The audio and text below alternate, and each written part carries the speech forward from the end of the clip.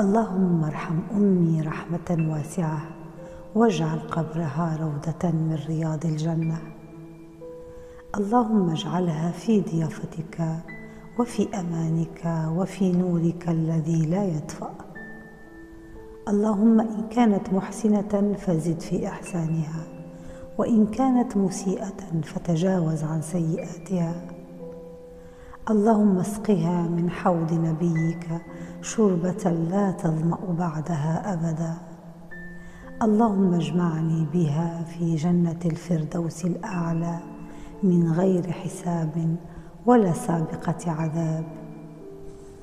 اللهم أنر قبرها ووسع مدخلها واجعل لها فيه ريحانا وطمأنينة وسرورا. اللهم اجعل عملها الصالح جاريا وارفع درجتها في عليين، وارحم ضعفها وتجاوز عنها واغفر لها يا أرحم الراحمين.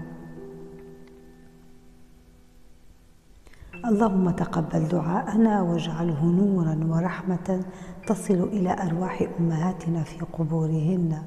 نسألك اللهم يا رب العالمين أن تجمعنا بهن في جنات النعيم حيث لا فراق ولا حزن. إن أعجبكم هذا الفيديو فلا تنسوا الدعاء لكل أم رحلت عن الدنيا، فرب دعوة صادقة ترفع درجاتهن عند الله. والسلام عليكم ورحمة الله تعالى وبركاته.